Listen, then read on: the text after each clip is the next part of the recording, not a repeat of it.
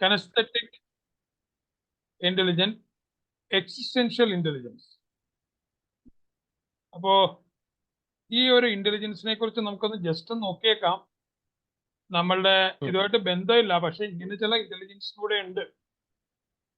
Mathematical logical reasoning എന്ന് പറഞ്ഞ ഒരു ഹ്യൂമൻ ബീയിങ്ങിന്റെ കൺസെപ്റ്റിൽ പറയാണ്, ഒരു വ്യക്തിക്ക് റെഗുലേറ്റ് ചെയ്യാന്, മെഷർ ചെയ്യാന്, ന്യൂമറിക്കൽ സിമ്പിൾസ് മനസ്സിലാക്കാന്, അബ്സ്ട്രാക്ഷന്, ലോജിക്ക്. അപ്പോൾ അതുമായിട്ട് ബന്ധപ്പെട്ട ഒരു മനുഷ്യ ബുദ്ധിയെയാണ് മാത്തമാറ്റിക്കൽ ലോജിക്കൽ റീസണിങ് എന്ന് പറയുന്നത്. ലിംഗ്വിസ്റ്റിക് ഇന്റലിജൻസ് എന്ന് പറഞ്ഞാൽ നമ്മുടെ ഭാഷാപരമായ കഴിവാണ്. Language processing skills both in terms of understanding or implementation, writing or verbally. സംസാരിക്കുന്നതിലോ എഴുതുന്നതിലോ മനസ്സിലാക്കുന്നതിലോ ഉള്ള മനുഷ്യന്റെ ഭാഷാപരമായ കഴിവിനെയാണ് ലിംഗ്വിസ്റ്റിക് ഇന്റലിജൻസ് എന്ന് പറയുന്നത്. സ്പേഷ്യൽ വിഷ്വൽ ഇന്റലിജൻസ്, നമ്മളുടെ മുമ്പിൽ നമ്മൾ കാണുന്ന ലോകം അത് മനസ്സിലാക്കാൻ അതിനകത്തെ ഓരോ സംഭവങ്ങൾ ഓരോ വസ്തുക്കളും തമ്മിൽ ഉള്ള പരസ്പര ബന്ധം, ഇത് മനസ്സിലാക്കുന്ന ഇന്റലിജൻസിന്റെ ഭാഗമാണ് സ്പേഷ്യൽ വിഷ്വൽ ഇന്റലിജൻസ്. കിനസ്തെറ്റിക്, ഇത് ചെയ്ത് പഠിക്കാനുള്ള കഴിവാണ്. Ability that is related to how a person uses his limbs in a skilled manoeuvre. അപ്പോൾ നമ്മുടെ കൈകൊണ്ട് ചെയ്യാവുന്ന പ്രവൃത്തികളെയാണ് ലിംബ്, നമ്മളുടെ വിരല് മടക്കുക, കാല് മടക്കുക, അപ്പോൾ അങ്ങനെയുള്ള കാര്യങ്ങൾ. Muscle intelligence, as a name suggest, intelligence about person's ability to recognise and create. നമ്മളുടെ ഒച്ച ഉണ്ടാക്കുക, റിതം ഉണ്ടാക്കുക, സൗണ്ട് പാറ്റേൺസ് ഒക്കെ നമ്മൾ ഉണ്ടാക്കുന്നത്, അത് ഞാൻ മസിൽ എന്ന് പറഞ്ഞു. മ്യൂസിക്കൽ ഇന്റലിജൻസിന്റെ ഭാഗമായിട്ട് വരുന്ന, ഞാൻ മസിൽ എന്ന് പറഞ്ഞു പോയി, മ്യൂസിക്കൽ ഇന്റലിജൻസ് അത്. അതായത് ശബ്ദം ഉണ്ടാക്കുന്നത്, അതിന്റെ റിതം, സൗണ്ട് പാറ്റേണും ഒക്കെ, അതായത് ഒരു പാടുക, സംഗീതം അവതരിപ്പിക്കുക എന്നൊക്കെ പറയുന്ന മ്യൂസിക്കൽ ഇന്റലിജൻസ്. ഈ കിനസ്തെറ്റിക് ഇന്റലിജൻസ് എന്ന് പറഞ്ഞാൽ കൈകൊണ്ട്, കാലുകൊണ്ട് ഒക്കെ നമ്മൾ ചെയ്യുന്ന ഓരോ പ്രവൃത്തിയായിട്ട് ബന്ധപ്പെട്ട ഇന്റലിജൻസ് ആണ്. നമ്മളൊരു സാധനം പിടിക്കുന്നു, അല്ലെങ്കിൽ കൃഷിയുമായിട്ട് ബന്ധപ്പെട്ട ഉപകരണങ്ങൾ ഉപയോഗിക്കുന്നു, അല്ലെങ്കിൽ സൈക്കിൾ ഓടിക്കുന്നു, വണ്ടി ഓടിക്കുന്നു. അപ്പോൾ ഇതൊക്കെ ആ ലിംബ് നമ്മൾ മടക്കുക, നിവർക്കുക ഒക്കെ ചെയ്തിട്ടാണ് ചെയ്യുന്നത്. Intrapersonal intelligence describes how the high level of self-awareness someone has is, realizing weakness, strength or to his own feelings. നമ്മളുടെ ഒരു സെൽഫ് അവെയർനെസ്, നമ്മളെ കുറിച്ചുള്ള ഒരു ബോധമാണ് പറയുന്നത് ഇൻട്രാപേഴ്സണൽ. നമ്മളെ കുറിച്ചുള്ള ബോധം, നമ്മളുടെ വീക്ക്നെസ് എന്താണ്, നമ്മുടെ ശക്തി എന്താണ്, നമ്മുടെ ഫീലിങ്സ് എന്താണ്, അതിനെക്കുറിച്ച് നമ്മളുടെ സ്വന്തം ബോധം, മറ്റൊരാൾ പറയല്ല, സ്വന്തം ബോധം. Existential intelligence, an additional category of intelligence relating to religious and spiritual awareness. ഇതിന് മലയാളത്തിലൊരു വാക്ക് അസ്തിത്വ ബുദ്ധി ആണ്. അസ്തിത്വം, നമ്മുടെ നിലനിൽപ്പിന്റെ ബുദ്ധി. Naturalist intelligence, an additional category of intelligence relating to the ability to process information on the environment around us. നമ്മളുടെ ചുറ്റുവട്ടങ്ങളെ കുറിച്ചുള്ള കാര്യങ്ങൾ, അതിന്റെ പ്രോസസ്സിങ്, നമ്മൾ അതിനെ പറയുന്നത് നാച്ചുറലിസ്റ്റ് ഇന്റലിജൻസ് എന്നാണ്. പിന്നെ ഇന്റർപേഴ്സണൽ, മറ്റു വ്യക്തികളുമായിട്ട് ഇടപഴകുന്ന intelligence. Interpersonal intelligence is the ability to communicate with others by understanding other people's feelings, influence of the person. അവരിലേക്കുള്ള സ്വാധീനം, അല്ല അവരിൽ നിന്ന് നമ്മളിലേക്കുള്ള സ്വാധീനം. അപ്പൊ ഇങ്ങനെ ചില ഇന്റലിജൻസും കൂടെ മനുഷ്യനുണ്ട് എന്ന് നമ്മളൊന്ന് മനസ്സിലാക്കിയേക്കാം. നമ്മളിന്ന് പറഞ്ഞിട്ടില്ല. ഓക്കെ, ഇങ്ങനെ ചില ഇന്റലിജൻസും കൂടെ ഉണ്ട് നമുക്ക്. ഡിസിഷൻ മേക്കിംഗ്, നമ്മൾ തീരുമാനങ്ങൾ എടുക്കുന്നത് എങ്ങനെയാണെന്ന് നോക്കാം. The basis of decision making depends upon the availability of information and how we experience and understand it. The purpose of article information includes past experience, intuition, knowledge and self-awareness. അപ്പോൾ ഇൻഫർമേഷനെ സ്വാധീനിക്കുന്ന ഘടകങ്ങളാണ് ഈ പ്രശ്നമായിട്ട് ബന്ധപ്പെട്ട നമ്മളുടെ പഴയകാല എക്സ്പീരിയൻസുകൾ. നമ്മൾ എങ്ങനെയാ അത് നമ്മൾ എക്സ്പീരിയൻസ് ചെയ്തത്. ഇൻറ്റ്യൂഷൻ എന്ന് പറയുന്നത് നമ്മളുടെ ചില തോന്നലുകൾ, അത് അടിസ്ഥാനമുള്ളതാകാം, അടിസ്ഥാനം ഇല്ലാത്തതുമാകാം. പിന്നെ നമുക്ക് ഉള്ള നോളജ്, സെൽഫ് അവെയർനെസ്, ഇതൊക്കെ വെച്ചിട്ടാണ് നമ്മൾ ഡിസിഷൻ മേക്കിംഗ് നടത്തുന്നത്. We can make good decision without information. Information ഇല്ലാതെ നമുക്ക് നല്ല തീരുമാനങ്ങൾ എടുക്കാൻ പറ്റില്ല. നമ്മൾ അൺനോൺ ഫാക്ടേഴ്സ് ഡീൽ ചെയ്യണം. നമ്മൾ ചില അൺസർട്ടനിറ്റി, അപ്രതീക്ഷിതമായി ഉണ്ടാകുന്ന സംഭവങ്ങൾ ഫേസ് ചെയ്യണം. ഇവിടെ നമ്മൾ ചില വൈൽഡ് ഗസ്, യാതൊരു ഗ്രൗണ്ടും ഇല്ലാതെ, യാതൊരു വ്യക്തതയില്ലാതെ ചില വൈൽഡ് ഗസ്സുകളിലേക്ക് പോകും. ഫ്ലിപ്പിംഗ് കോയിൻസ്, നമ്മൾ നാണയമൊക്കെ ഇട്ട് നോക്കും. റോളിംഗ് ഡൈസ്, അല്ലെങ്കിൽ നമ്മളുടെ ഇടയിൽ ഈ തത്ത ജ്യോതിഷം അല്ലേ, ഇങ്ങനെയൊക്കെയുള്ള ചില പരിപാടികളിൽ നമ്മൾ ചില കാര്യങ്ങൾ തീരുമാനിക്കുക. അതാണ് ഇവിടെ വൈൽഡ് ഗസ് എന്ന് പറയുന്നത്. Having knowledge, experience or insight given A certain situation. ഇപ്പോൾ നമുക്ക് ഇതിനെക്കുറിച്ച് നല്ല ബോധ്യം ഉണ്ടെങ്കിൽ, എക്സ്പീരിയൻസ്, നല്ല പരിചയം ഉണ്ടെങ്കിൽ, ഇതിനെക്കുറിച്ച്, സിറ്റുവേഷനെ കുറിച്ച് നല്ല ഇൻസൈറ്റ് ഉണ്ടെങ്കിൽ, help us visualise what the outcomes could be. നമുക്ക് ഇതിൻ്റെ പ്രത്യാഘാതം അല്ലെങ്കിൽ ഇതിൻ്റെ ഔട്ട്കം എങ്ങനെയാണ് എന്നുള്ളത് നമുക്ക് തീരുമാനിക്കാൻ പറ്റും. How we can achieve, avoid those outcomes. അപ്പോൾ എന്തെങ്കിലും പ്രശ്നം ഉണ്ടെങ്കിൽ അവോയ്ഡ് ചെയ്യാനും നേട്ടങ്ങൾ നേടാനും ഒക്കെ നമുക്ക് മനസ്സിലാക്കാൻ പറ്റും. നമുക്ക് ഈ ഒരു സിനേറിയോ നോക്കാം. You are locked inside the room with the 3 doors to move out of the locked room, and you need to find a safe door to get your way out. Behind the first door is a lake with a deadly shark. The second door has a mad psychopath ready to kill with a weapon, and the third one has a lion that has not eaten since the last 2 months. എങ്ങനെയുണ്ട് ഇതല്ലേ situation? Situation എങ്ങനെയാ? കൊള്ളാം അല്ലേ? നമ്മള് ഒരു മുറിയിൽ അടച്ചിരിക്കുകയാണ്. 3 ഡോറുണ്ട്. ഒരു door തുറന്നാൽ നമ്മളൊരു ലേക്കിലേക്കാണ്, കായലിലേക്കാണ് ചാടുന്നത്. അവിടെ ഡെഡ്ലി ഷാർക്ക് ഉണ്ട്. രണ്ടാമത്തെ മുറി തുറന്നാൽ ഒരു വട്ടനുണ്ട്. അത് നമ്മളെ ആയുധമൊക്കെ വെച്ച് വേണേ കൊന്നുകളയും. മൂന്നാമത്തെ ഡോറ് തുറന്നാൽ കഴിഞ്ഞ 2 മാസമായിട്ട് ആഹാരമൊന്നും കാണാതെ കിടക്കുന്ന ഒരു സിംഹമുണ്ട്. കേട്ടല്ലോ അല്ലേ? ഇവിടെ ഒരു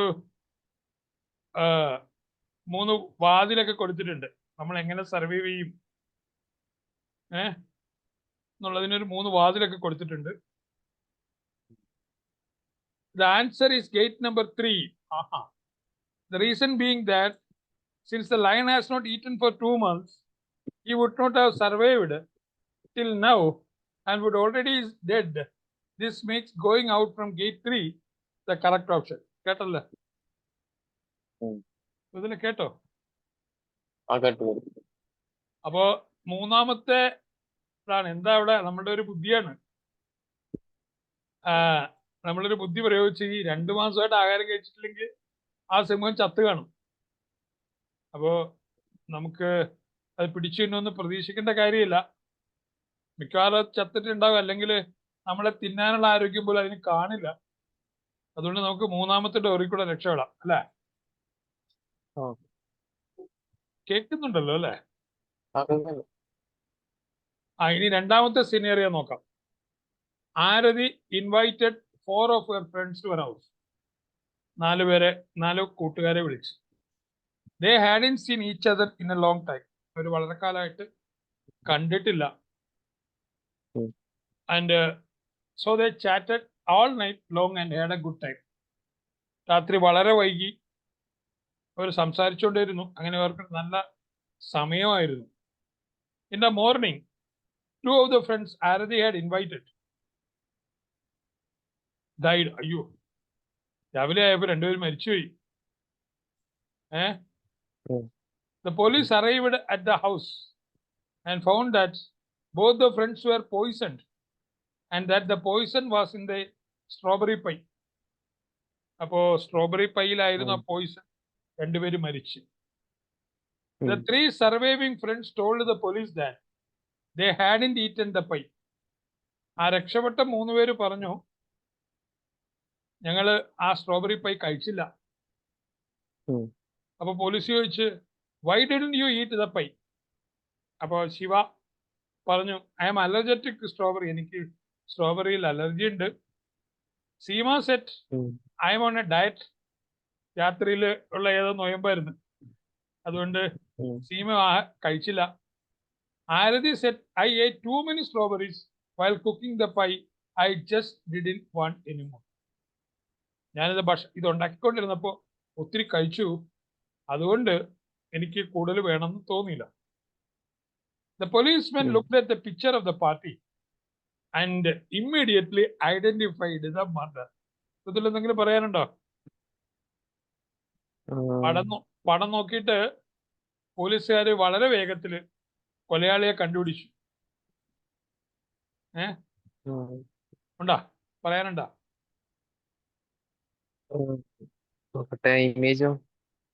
ഇതാണ് ഇമേജ്. ശിവ, സീമ, ആരതി, ഇവരാണ് 3 സർവൈവ് ചെയ്തവര്, അല്ലെ? ആരതിയാണ് ഹോസ്റ്റ്, മറ്റു 2 പേരും കൂടെ ഉണ്ട്. നമുക്ക് പടം നോക്കാം. Look at the picture and identify who is the murderer. Also state, why do you think this is the murderer?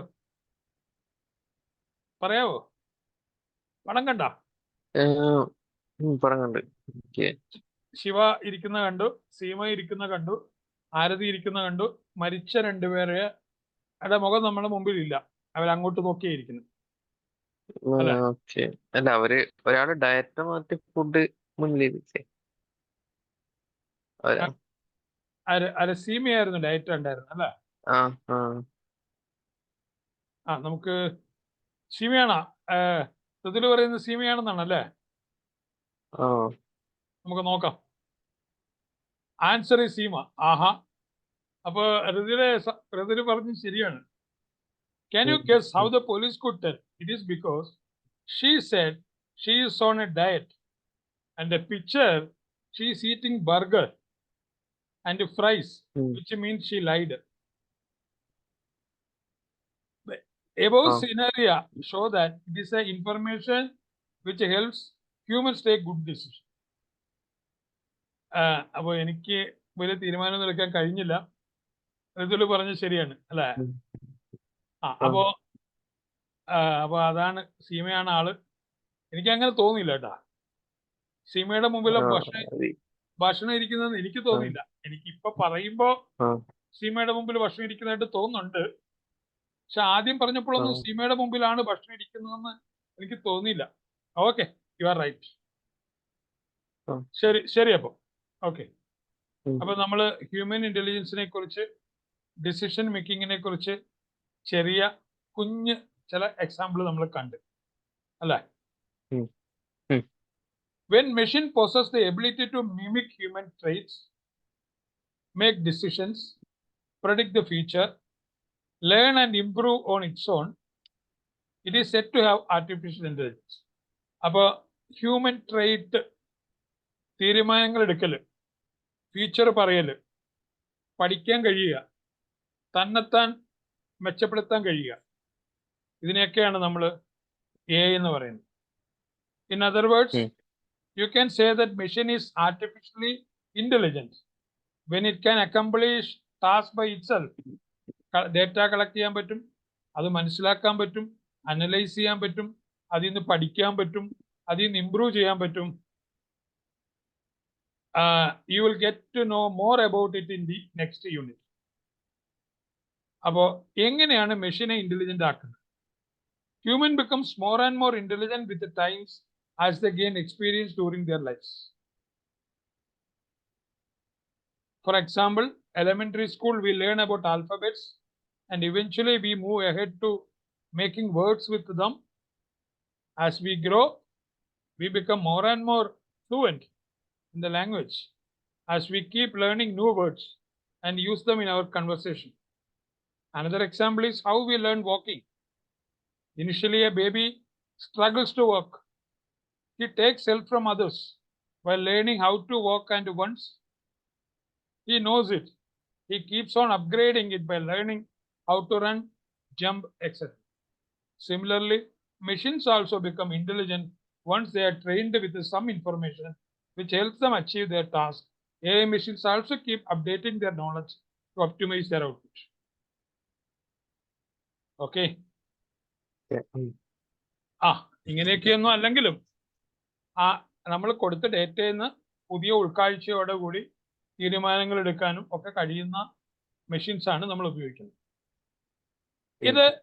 ഇവിടെ നമ്മൾ ഇതിൽ നമ്മൾ ചിലപ്പോൾ വിട്ടുപോയിട്ടുള്ള ചില ഇന്റലിജൻസ് ആണ് പറയുന്നത്.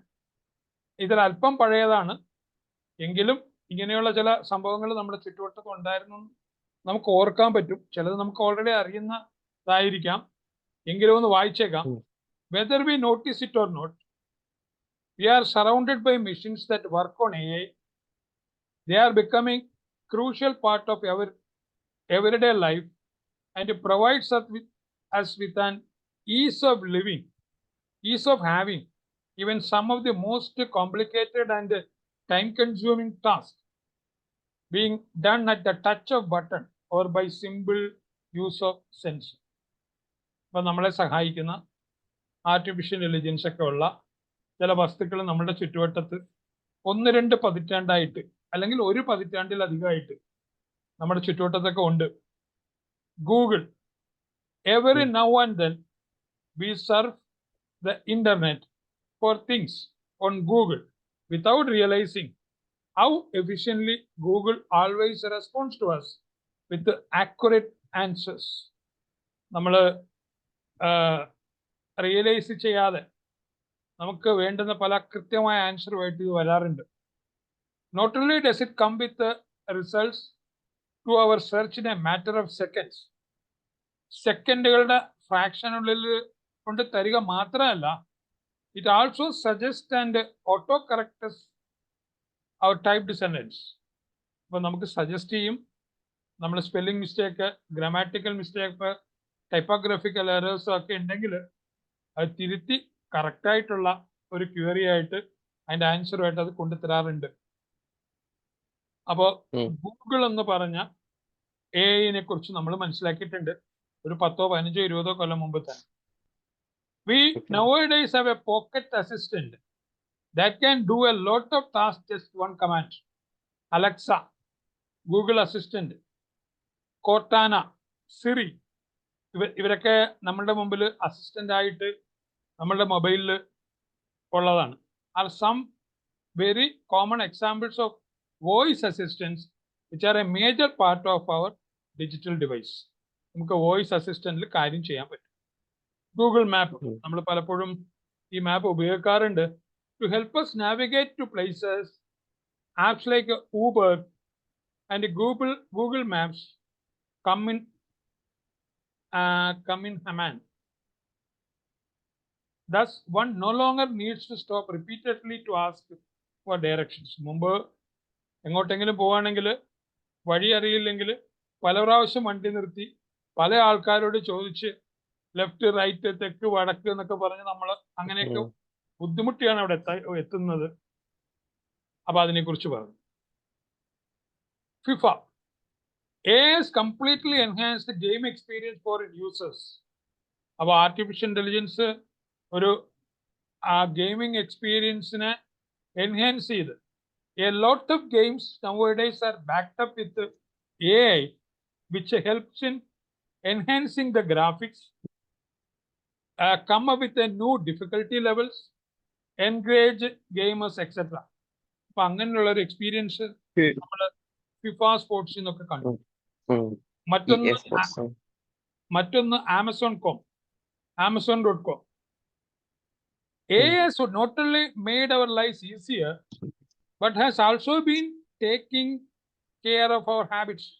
നമ്മുടെ ഹാബിറ്റ് മനസ്സിലാക്കുന്നു, നമ്മുടെ ഇഷ്ടം മനസ്സിലാക്കുന്നു, നമ്മുടെ ഇഷ്ടക്കേട് അനിഷ്ടം മനസ്സിലാക്കുന്നു.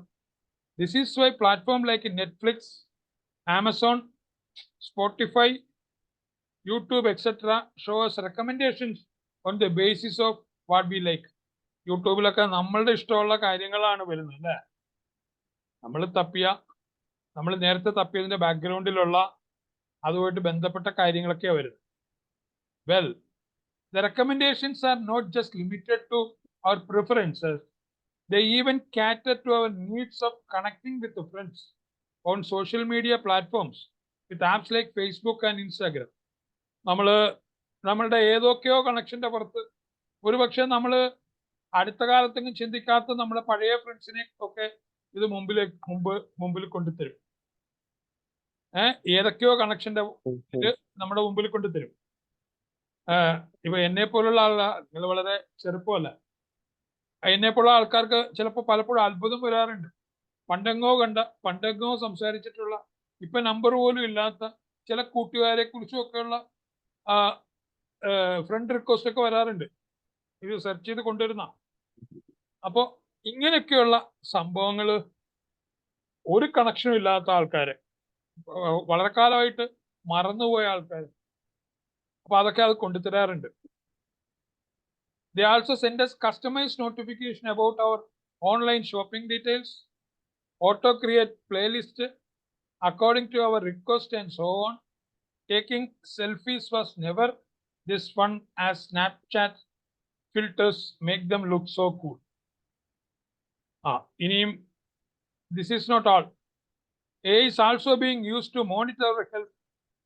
നമ്മളുടെ ആരോഗ്യ പരിരക്ഷണം, ധാരാളം ചാറ്റ് ബോട്ട്സ് ഉണ്ട്, ഹെൽത്ത് ആപ്സ് ഉണ്ട്, നമ്മളുടെ physical and mental health monitor ചെയ്യാൻ. These applications are not limited to smart devices but also vary to humanoids. ഒരു മനുഷ്യന്റെ അംശവും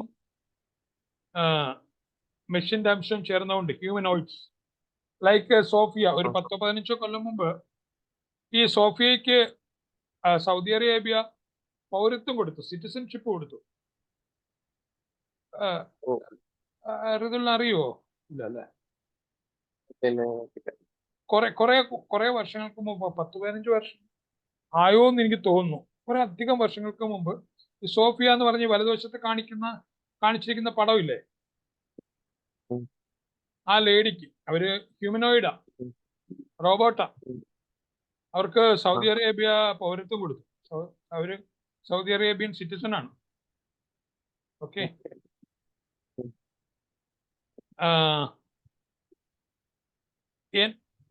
A robot sophisticated enough to get to the citizenship, biometric security systems like the face locks we have in our phones, real-time language translator, weather forecast, what not, ഇതൊക്കെ നമ്മൾ ഇന്ന് അനുഭവിക്കുന്ന കാര്യങ്ങളാണ്. Biometric security systems ഉണ്ട്, face locks ഉണ്ട്, real time language translators ഉണ്ട്. This list is a huge and this module will go on forever if we keep tabulating them. അപ്പോൾ ഇതൊക്കെ നമ്മൾ ഓൾറെഡി എക്സ്പീരിയൻസ് ചെയ്യുന്നുണ്ട് വളരെ കാലങ്ങളായിട്ട്, ഒരു 8-10 വർഷങ്ങളായിട്ട് നമ്മൾ ഇതൊക്കെ എക്സ്പീരിയൻസ് ചെയ്യുന്നുണ്ട്.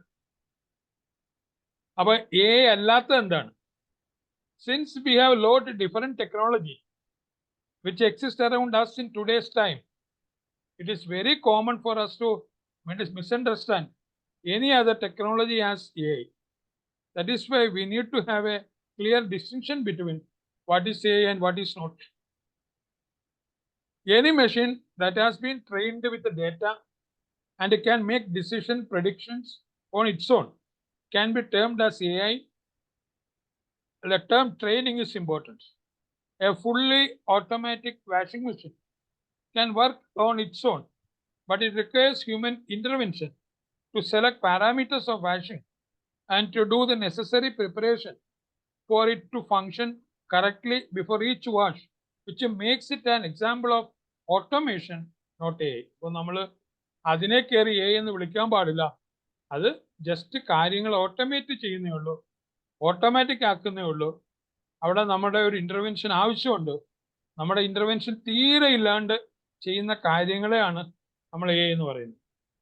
An air conditioner can be turned on and off remotely with the help of internet, but still needs a human touch.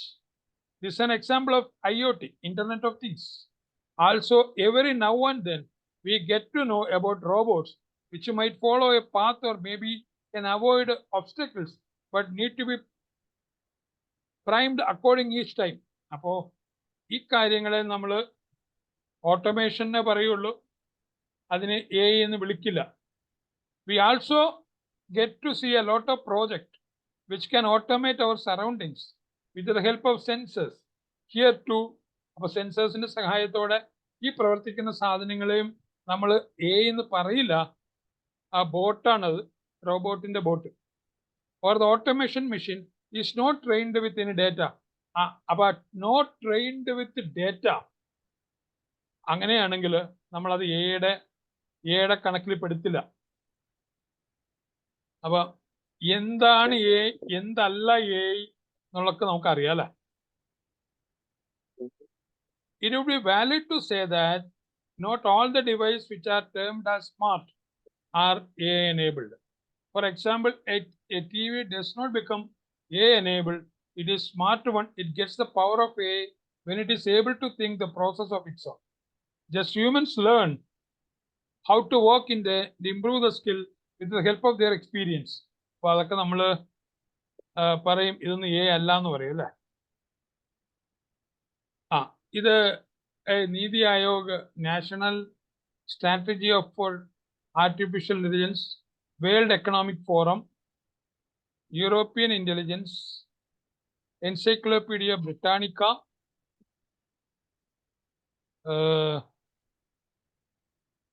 ഇതൊക്കെ AI ആയിട്ട് ബന്ധപ്പെട്ടതാണ്. ഈ what do you know about artificial intelligence, what do you want to know about AI, what have you learned about AI, how have you learned this about AI? ഇതിന്റെ answer ഒന്ന് prepare ചെയ്യാൻ പറ്റില്ല.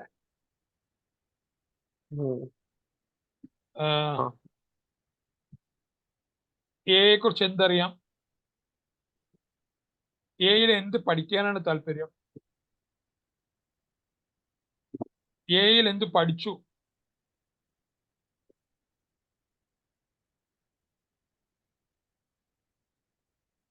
അപ്പൊ ആ കാര്യങ്ങൾ ഒന്ന് പറഞ്ഞേക്കാം.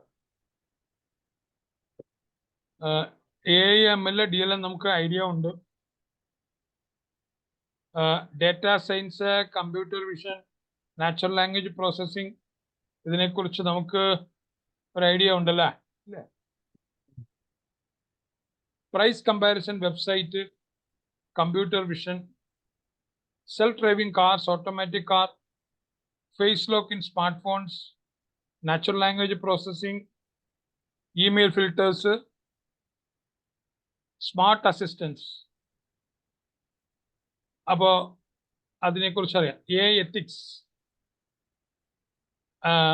Ethics, moral issues, self driving cars. നമുക്ക് ഈ മോറൽ ഇഷ്യൂ ഒന്ന് വായിച്ചു നോക്കാം, രസമുണ്ടോ നോക്കാം. Scenario 1. Let us imagine that we are in the year 2030. ഒരു 5 കൊല്ലം കഴിഞ്ഞ് സംഭവിക്കാൻ പോകുന്ന കാര്യമായിട്ടാണ് പറയുന്നത്.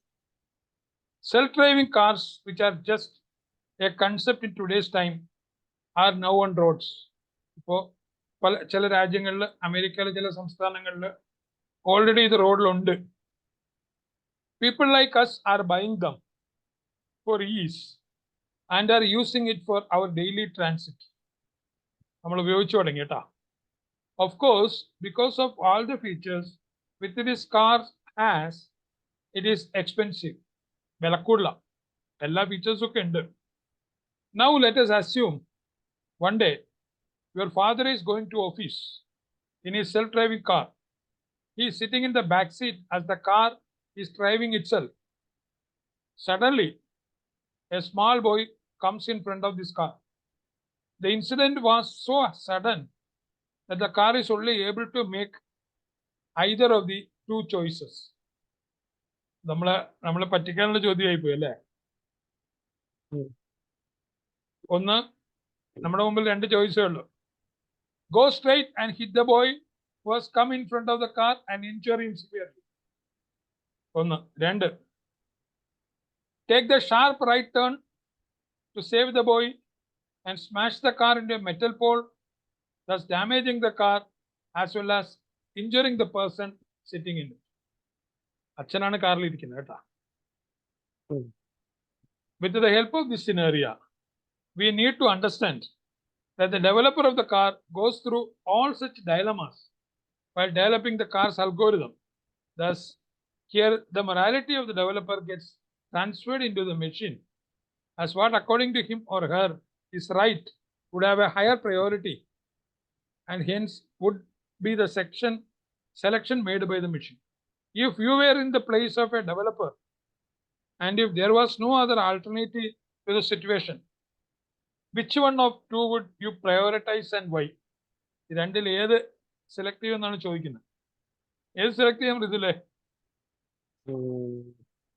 ഷാർപ്പൻ എടുക്കുക ആണ്. Second നമ്മൾ option. ആ കുട്ടിയെ രക്ഷിക്കും അല്ലേ? Okay okay. Scenario 2. Let us now assume that the car has hit the boy who came in front of it. Consider this is an accident. Who should be held responsible? നമ്മൾ രണ്ടാമത്തെ സിനേറിയയിൽ വന്നു. ആ കുട്ടിയെ ഇടിച്ചിട്ട് ആക്സിഡന്റാ, ആരാണ് റെസ്പോൺസിബിൾ? ഇങ്ങനെ ഒരു issue കൂടെ ഉണ്ട് ഇതിനകത്ത്. ആ കാർ വാങ്ങിയ ആളാണോ, കാർ ഉണ്ടാക്കിയ കമ്പനിയാണോ, ആ അൽഗോരിതം, ആ പ്രോഗ്രാം ഡെവലപ്പ് ചെയ്ത് ഡെവലപ്പർ ആണോ, ആ മുമ്പിലേക്ക് വന്ന കുട്ടി ആണോ? ഓക്കെ, അതാണ് അങ്ങനെ ഒരു പ്രശ്നമുണ്ട്. Here the choice might differ from person to person. നമ്മൾ പറയും ആ വാങ്ങിയ ആളാണ് കുറ്റക്കാരൻ. വാങ്ങിയ ആള് പറയും അതെങ്ങനെ, ഞാൻ ഇന്ന കമ്പനിയിൽ നിന്നല്ല വാങ്ങിയ, ആ കമ്പനിക്കാരന്റെ കാറല്ലേ ഓടിച്ചേ. കമ്പനിക്കാരൻ പറയാം അത് ഡെവലപ്പ് ചെയ്ത അൽഗോരിതത്തിന്റെ കുഴപ്പമാണ് അല്ലേ? അപ്പോ must understand that nobody is wrong in this case. Every person has a different perspective and hence he or she take a decision according to their moralities. അപ്പോ അവരുടെ മൊറാലിറ്റി അനുസരിച്ച് അവര് തീരുമാനം എടുക്കും. നമ്മുടെ സമയം 1 മിനിറ്റിൽ കുറവാണ്. ഡേറ്റ പ്രൈവസി നമ്മൾ പറഞ്ഞുകൊണ്ടിരിക്കുമ്പോൾ അത് കട്ടാവും. The world of artificial intelligence revolves around data.